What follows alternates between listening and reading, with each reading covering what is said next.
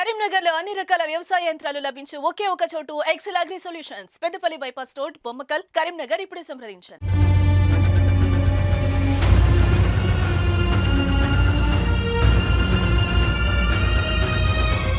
శంకర్ గారు ఈ శంకర్ గారు ఏం చేస్తున్నారు? ప్రెసిడెంట్ శంకర్ గారు ప్రతి 2 సంవత్సరాలకు ఒకసారి ఎలక్షన్లు కావాలనేది ప్రతి ఒక్కరం అనుకున్నాం.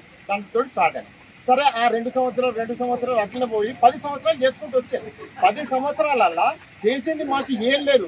ఇక్కడ లోకల్లో బతికేటోళ్లకు రోడ్ల మీదకి వచ్చే పరిస్థితి అయిపోయింది. ఏంటంటే గ్రానైట్ పరిశ్రమ ఏం చేసిందంటే బయట వాళ్ళు ర్యాంక్ వద్దటలేము. బయట వాళ్ళు అంటే లోకల్ వాళ్ళకు ఫస్ట్ ప్రిఫరెన్స్ ఇవ్వండి. మా బతుకుల కొరకు మేము మాట్లాడుతున్నాం అన్న. మా బతుకులు ఏంటి అంటే వాస్తవానికి వాళ్ళ మార్కెట్లో 60 రూపాయలు 70 రూపాయలు అయితే వాళ్ళ వర్కౌట్ అవుతుంది అన్న. వాళ్ళ బ్లాక్లు కానీ దేది కానీ మనకు వచ్చే రేట్లలో మనం 60 రూపాయలు అయితే వర్కౌట్ అవుతుంది. ఈ వర్కౌట్ అయ్యే దాన్ని మన 45 రూపాయలకు 45 రూపాయల అక్కడికి తీసుకొచ్చారు. ఎందుకు కొరకు తీసుకొచ్చిందంటే ఫ్యాక్టరీలు ఎక్కువైపోయాయి, రావదంటలే. కాకపోతే ఇక్కడ లోకల్ వాళ్ళకు తెలంగాణ కూర్చున్నాం, మన లోకల్ వాళ్ళం, మన బతుకులు మారాలి, మన జీవితాలు మారాలని మేము మాట్లాడుతున్నాం అన్న. లోకల్ వాళ్ళు రాక బయట వాళ్ళు అంటే బయట వాళ్ళు వచ్చి ఏదో అన్యాయం చేస్తానని కాదు, మా పొట్ట మీద కొట్టే పరిస్థితి అయిపోయిందా. మా కొట్టే పరిస్థితి, మా బాధలు మాకు ఆ పరిస్థితిని తీసుకొచ్చేది ఎవరు అంటే ఎక్కువ డబ్బులు ఇచ్చినట్టే ఒక సేఫ్ సైడ్ ఎందుకైతుందంటే వాళ్ళ ప్రభుత్వానికి తెలుస్తుంది. అంటే ఇక్కడ ఇన్ని కష్టాలు ఉన్నాయి, అంటే నిజంగా కష్టాలు ఉన్నాయి. వాళ్ళకి చూడండి, ప్రతి ఒక్కరికి ఏదో మీదికి ఇట్లా అనే హఠాసాలలో ఉన్నారు, కానీ ప్రతి గ్రానైట్ ఓనరు ఇబ్బందులలో ఉన్నాడు. వాస్తవం అన్న, ఇది కట్టలేని పరిస్థితులలో ఉన్నారు. ఒక కరెంటు బిల్లు వాళ్ళ 5 టైమ్స్ 5 సార్లు కడితే ఆఖరకు ఫీజులు ఊడబిక్కపోతున్నారు అన్న. వాళ్ళ ఇంకొకటి మీకు వాస్తవానికి వాళ్ళ శంకరయ్య గారికి ప్రెసిడెంట్ గారికి ఒక 4 సార్ల వినతి పత్రం కూడా ఇచ్చినా కూడా దానికి స్పందన లేకుండా నా ఇష్టం ఉన్నప్పుడు పెట్టుకుంటా, నా ఇష్టం ఉన్నప్పుడు పెట్టుకుంటా. అవును, ఇది కూడా వాస్తవం. ఇప్పుడు మీ మీడియా ముందర కూడా నేను చెప్తున్నా, 12వ తారీఖు నాడు పెడతాను అన్నాడు అన్న. ఇటువంటి మాకు 4 సార్లు పెట్టిండు, 4 సార్లు చెప్పిండు. ఏమని పెట్టిండు? మేము ఇది పెడతా, నేను నీకు పెడతాం, మేము మీటింగ్ పెడతామని ఇప్పటికి 4 సార్లు మోసం చేసిండు. 12వ తారీఖు నాడు పెడతానని కూడా మోసం చేస్తానని వాళ్ళ మీడియా ముందరికి వచ్చాం. ఇది కూడా వాస్తవమే. ఎందుకు చెప్పానా? అయ్యో మేము 12వ తారీఖు నాడు పెడతాం, ఇది మేము ఉంటాం, మళ్ళీ ఎందుకు పిలిచిండ్రు అని కూడా అంటాడు. ఇప్పటికి 3 సార్లు మోసపోయాం, ఇక 4వసారి మేము మోసపోలేము అన్న. మాకు న్యాయం ఏంటిది అంటే మా బతుకులు మంచిగా కావాలి. అంటే బతుకులు అంటే మాకు మేము చేసుకోగలుగుతాం. కొత్త ప్రెసిడెంట్ గారు వచ్చేతుంటే, కొత్త వాళ్ళు వచ్చేతుంటే దీన్ని ఎట్లా చేసుకోవాలా కార్యాచరణ అనేది చూసుకుంటామన్నా. ఏంటి అంటే మా బతుకులు ఎట్లా చేసుకోవాలని అందరం కూర్చొని చేసుకోవాలి. ఈయన ఏకనాటిగా పోతున్నాడు, ఈయనతో కూర్చొని మేము చేసుకుందాం, కానీ నీ చెప్పిందే వేదం అంటున్నాడు అన్న. మా 140 ఫ్యాక్టరీలను పక్కగా వాడేస్తున్నాడు. దీంట్లో 20 మందో 30 మందో ఉంటారన్న. దాంట్లో ఈసీ మెంబర్లు ఉంటారు కావచ్చు. దాంట్లో ఇంకొకటి, మీ పత్రిక ముఖంగా, మీ మీడియా ముఖంగా నేను కూడా ఒక ఈసీ మెంబర్ని. దీంట్లో వైస్ ప్రెసిడెంట్ను, వాళ్ళ వైస్ ప్రెసిడెంట్గా నేను వ్యతిరేకిస్తున్నా. ఎందుకొరకు వ్యతిరేకిస్తున్నా అంటే ఆయన ఇంకా దీని మీద నా మీద ఎన్నో కామెంట్లు చేయొచ్చు. దయచేసి ప్రతి ఒక్కసారి నేను ఇది అన్యాయం అని చెప్పుకుంటూ వస్తున్నాను.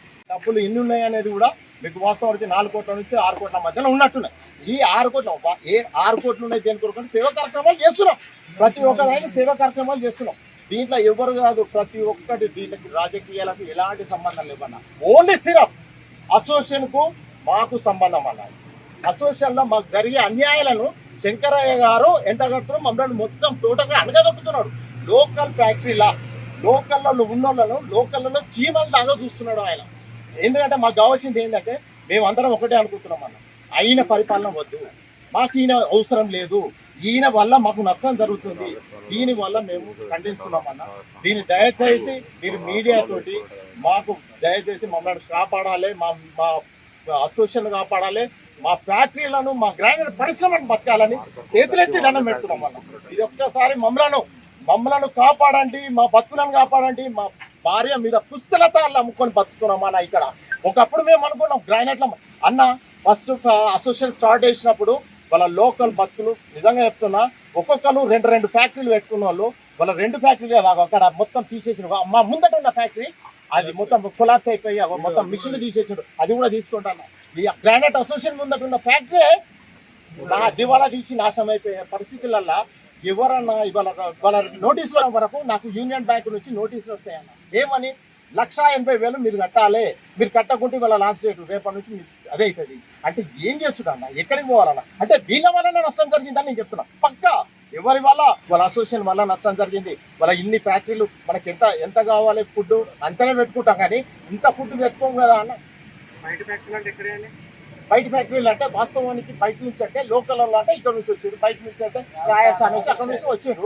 కానీ వాళ్ళు అన్యాయం చేయలేదు అన్న. వాళ్ళు దేని కొరకు వచ్చిండ్రు అంటే వాళ్ళు ఇక్కడ మనం పర్మిషన్ ఇస్తేనే వాళ్ళు వచ్చిండ్రు. ఎవరు ఇచ్చిన పర్మిషన్?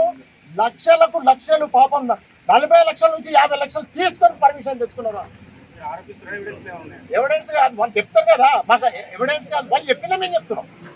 ఎవిడెన్స్ ఎవరు ఇస్తారన్న? ఇవాళ నీ దగ్గరకు వస్తే ఎవిడెన్స్ లేదు.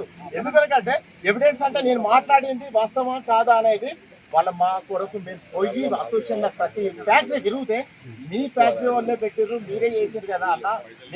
మేమేం చేయాలంటే మేము పెట్టుకున్నది ఏంటంటే వ్యవసాయం చేస్తున్నాం. వాళ్ళ ఏంటిదంటే ఒక వ్యవసాయం చేస్తున్నాం, గ్రానైట్ వ్యవసాయం అనేది చేస్తున్నాం. ఈ వ్యవసాయంలో ఏంటంటే మా బతుకులే ఇవి, మేము చేయేదే ఇది, మాకు తెల్లారికి ఏది పని లేదు. మాకు ఇదే వ్యవస్థ, ఈ వ్యవస్థ తీసుకొచ్చిన ఆ బాధలకు మేము రోడ్డు మీదకి వచ్చినాం. వాళ్ళ ఇన్స్టాల్మెంట్ కట్టే పరిస్థితి లేదన్న. ఇన్స్టాల్మెంట్ బ్యాంకులో ఇన్స్టాల్మెంట్ కట్టే పరిస్థితి లేక ప్రతిసారి ప్రతి నెల వాళ్ళ దండం పెట్టుకుంటూ ఏదో కట్టుకుంటూ వాళ్ళని కరెంటు బిల్లు కట్టే పరిస్థితి లేదు. ఏ దానికి మీడియా దగ్గరికి ఇప్పటి వరకు మేము ఎందుకు రాలేదంటే మా కుటుంబం అని రాలేదన్న. ఇప్పటి వరకు మా దాంట్లో మేము నిర్ణయించుకుంటాం, మా దాంట్లో మేమే బతుకుతామని ఆలోచించాం. కానీ మాకు తప్పలేదన్న. ఎందుకంటే బయట చూస్తేనేమో ప్రతి ఒక్కరు ఏమనుకుంటున్నారంటే గ్రానైట్లో మంచిగా బతుకులు ఉన్నాయి, వీళ్ళు కార్లలో తిరుగుతారన్నారు. అది లేదన్న, సితారా సినిమాలాగా ఉన్నది మా బతుకు. శరత్ బాబు లాగా పైనుంచి కోటేసుకొని బాడీలల్లా లోపల తూట్లు పడే పరిస్థితి అయిపోయిందన్న. మా జీవితాలను మొత్తం సర్వనాశనం చేసింది వాళ్ళ అసోసియేషన్ శంకర్ గారు. ఎందుకొరకు అంటున్నా అంటే శంకర్ గారి మీద ఎందుకు తీస్తున్నామంటే వాస్తవానికి మేము చెప్పిన ప్రతిసారి మా మాటలు విన్నారు. లోకల్ గురించి కాదు, మా ప్రతి 320 ఫ్యాక్టరీలో ఉంటే 300 ఫ్యాక్టరీల గురించి మాట్లాడాడు ఆయన మా మీటింగ్ పెడతాడన్న రోజు మీటింగ్ చేయాలి, లేని రోజు లేదు. ఆయనకు అవసరం లేదన్న. అవసరం దేనికి లేదంటే ఆయనకు ఫ్యాక్టరీలు కూడా లీజ్కి ఇచ్చుకుంటుపోయింది. అది అంటే ప్రెసిడెంట్ గారు లీజ్కి ఇచ్చిపోయింది అంటే ఇవాళ ఉన్నాయి అంటాడు, అది కూడా చెప్తున్నా, అది కూడా మాది ఉన్నాయి అంటాడు. కానీ ఆయన కష్టం అనేది మా బాధలు తెలుస్తలేవు. ఎందుకొరకు అంటే మాకు ఇవాళ బ్లాక్ రేట్ ఏంటిదో తెలుసు, సిగ్మెంట్ రేట్ ఏంటిదో తెలుసు, స్లాబ్ రేట్ ఏంటిదో తెలుసు. ఆయనకేంటంటే ఇక్కడ పైసలు తీసుకొని ఇక్కడ డబ్బులు సంపాదించుకొని ప్రతి ఫ్యాక్టరీ దగ్గర నుంచి 5 లక్షల నుంచి 40 లక్షల వరకు వసూలు చేసిన పరిస్థితులలో ప్రతి ఫ్యాక్టరీ వాళ్ళు చెప్తున్నారు. ఆ బాధలకు ఇవాళ ఆయన ధనవంతుడు అవుతాడు, కానీ పక్కకున్న మమ్మలను అన్యాయం చేసి రోడ్డు మీదకి తీసుకొచ్చిండ్రు అన్న మమ్మల్ని. ఇవాళ అసోసియేషన్ బాధలో మేము ఒక 4 సార్లు మీటింగ్తో అటెండ్ అయినామన్న. ఇదే అటెండ్ అయితే ఇవాళ అసోసియేషన్కు తాళాలు వేసారు. ఈ తాళాలు వేస్తే ఎందుకు తాళాలు వేసిందంటే నా ఇష్టం ఉన్నట్టు చేసుకుంటా, మీరు ఎప్పుడో అడిగటానికి అనేది ఆయన చెప్తున్నాడు అన్న. పాపం పిల్లగాళ్ళ దగ్గరకు వచ్చేసి మేము అడిగితే ఆఫీస్లో చేసే పిల్లగాళ్ళని అంటే, సార్ మాకేం తెలుసు సార్, మీరు మీ సార్లు చెప్పినట్టే మేము ఉండాలి, కానీ మీరు కింద కూర్చోమంటే కింద కూర్చుంటున్నాం, చెట్ల కాడ కూర్చోమంటే చెట్ల కాడ కూర్చున్నాం. మమ్మల్ని తీసుకొచ్చి ఒక ఓనర్గా ప్రతి ఒక్క పైసా ప్రతి ఒక్కరిదల్లా. దీంట్లో 360 ఫ్యాక్టరీ, ప్రతి ఒక్క ఫ్యాక్టరీ వాళ్ళదన్న. ఇప్పుడు దానికి నీ సొంత లాభం కొరకు నువ్వు తాళాలు వేసుకుంటే ఏంటిది పరిస్థితి? అప్పుడు మేము ఫస్ట్ అసోసియేషన్ ఉన్నప్పుడు ఒక్కొక్కరు 2 ఫ్యాక్టరీలు పెట్టుకున్నారన్న. ప్రతి ఒక్కరు మంచిగా బతికారు, ప్రతి ఒక్కరు 2 ఫ్యాక్టరీలు పెట్టారు. ఎట్లా పెట్టుకున్నారంటే 4 పార్ట్నర్లు వచ్చి 2 ఫ్యాక్టరీలు పెట్టుకున్నారు. అది కూడా చెప్తున్నా, ఒక 4 వచ్చిన వాళ్ళం ఇంకో 2 కలిసి ఇంకొక 2 ఫ్యాక్టరీలు పెట్టుకున్నారు. హ్యాపీగా బతికిన వాళ్ళం. వాళ్ళ బజార్ మీదకి తీసుకొచ్చింది ఎవరు అంటే వాళ్ళ ప్రతి ఒక్కరు 40 లక్షలు 50 లక్షలు తీసుకొని 5 లక్షలు 20 లక్షలు 2 లక్షల ప్రొడక్షన్, 1,50,000 ప్రొడక్షన్, ఆ ప్రొడక్షన్ తీసుకొచ్చేసి రోడ్డు మీద తీసుకొచ్చి పెడితే ఇవాళ ప్రతి అమ్మటానికి లేదు. ఏంటంటే బయట మార్కెట్ లేదు. ఇవాళ ఇక్కడ నుంచి ప్రొడక్షన్ ఎంత పోవాలన్నా, ఇవాళ ఒక రోజుకు 1 లక్ష ఎస్ఎఫ్టీ పోవాలంటే 5 లక్షలు తయారవుతుంది. 5 లక్షలు తయారవుతానికి కారణం ఎవరు అంటే వీళ్ళు. ఏంటంటే రాండి మీరు డబ్బులు ఇవ్వండి, పెట్టుకోండి, డబ్బులు తీసుకొని వాళ్ళ మీడియా ముందరికి నిజంగా వచ్చడానికి కారణం ఏంటంటే డబ్బులు తీసుకొని ఇది అన్యాయం చేసిండ్రు శంకరయ్య గారు.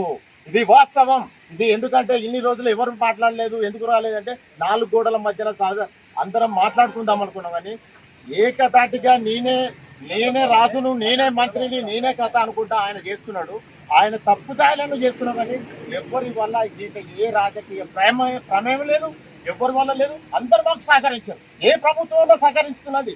ఇవాళ టీఆర్ఎస్ గవర్నమెంట్ ఉన్నప్పుడు మాకు సహకరించారు, ఇవాళ కాంగ్రెస్ ప్రభుత్వం వాళ్ళు సహకరిస్తున్నారు.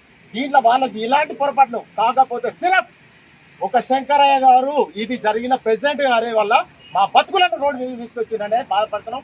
దీనికి ఇంకొక విషయం చెప్తున్నా ఈ మీడియా ముఖ్యంగా ఏంటంటే ఈయన దిగిపోవాలి. వాస్తవానికి ఇది నా విషయం కాదు, నా సొంత విషయం కాదు.